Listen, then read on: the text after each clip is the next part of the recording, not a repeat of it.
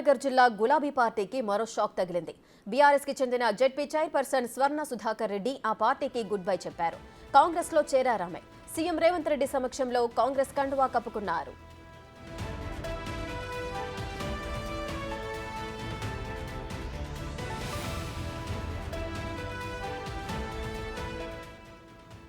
స్థానిక సంస్థల ఎమ్మెల్సీ ఉప ఎన్నికల నేపథ్యంలో జిల్లాలో రాజకీయ సమీకరణాలు మారుతున్నాయి. స్వర్ణ సుధాకర్ రెడ్డి 2019లో జరిగిన జిల్లా పరిషత్ ఎన్నికల్లో భూత్పూర్ నుంచి జెడ్పీటీసీగా గెలిచారు. మహబూబ్నగర్ జిల్లా జెడ్పీ చైర్పర్సన్ అయ్యారు. ఇప్పుడు కాంగ్రెస్లో చేరారు.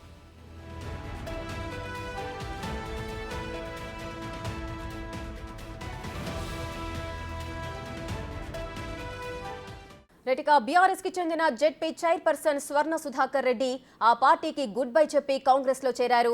మరిన్ని వివరాలు మా డిప్యూటీ బ్యూరో చీఫ్ సాదిక్ అందిస్తారు. సాదిక్, రేఖ, బీఆర్ఎస్ పార్టీ నుంచి వెళ్ళి కాంగ్రెస్ పార్టీలోకి చేరుతున్నటువంటి సంఖ్య రోజు రోజుకు పెరుగుతుంది. తాజాగా మహబూబ్నగర్ సంబంధించినటువంటి ఎమ్మెల్యే మహబూబ్నగర్ జెడ్పీ చైర్పర్సన్ స్వర్ణ సుధాకర్ రెడ్డి కూడా ముఖ్యమంత్రి, అదేవిధంగా సిడబ్ల్యూసీ మెంబర్ వంశీచందర్ రెడ్డి సమక్షంలో ఆమె కాంగ్రెస్ పార్టీలో చేరిన సందర్భం ఉంది. వీళ్ళే కాకుండా మరికొంతమంది మహబూబ్నగర్ సంబంధించినటువంటి బీఆర్ఎస్ పార్టీ నేతలు కూడా కాంగ్రెస్ పార్టీలో చేరబోతున్నట్టు కూడా వార్తలు వస్తున్నాయి. తాజాగా మహబూబ్నగర్ జెడ్పీ చైర్పర్సన్ స్వర్ణ సుధాకర్ రెడ్డి కాంగ్రెస్ పార్టీలో చేరడం అన్నది రాజకీయంగా ప్రాధాన్యత సంతరించుకుంది. పార్లమెంట్ ఎన్నికల కంటే ముందుగా జరుగుతున్నటువంటి పరిణామాలు కావడంతో బీఆర్ఎస్ పార్టీకి ఇది పెద్ద ఎదురు దెబ్బ అని చెప్పొచ్చు. అంతేకాకుండా మిగతా సంబంధించిన బీఆర్ఎస్ సంబంధించిన ఎమ్మెల్యేలు కూడా కాంగ్రెస్ పార్టీలో చేరుతున్న సందర్భంలో పూర్తిగా రాజకీయాలు మొత్తం రసవత్తంగా మారుతుంది. మహబూబ్నగర్ కానీ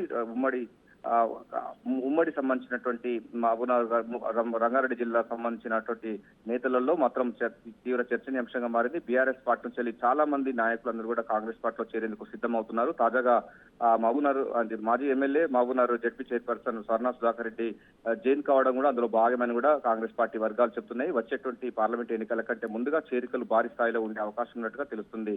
రేఖ, సాదిక్, అయితే స్వర్ణ కుమారి బీఆర్ఎస్ నుంచి కాంగ్రెస్ కి చేరడానికి గల కారణాలు ఏమై ఉండొచ్చు?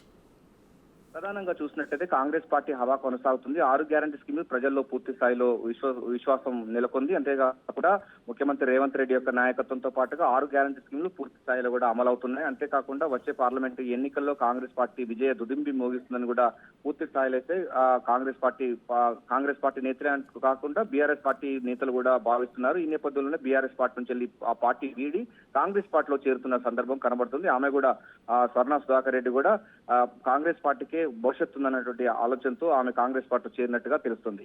Right, thank you Sadiq.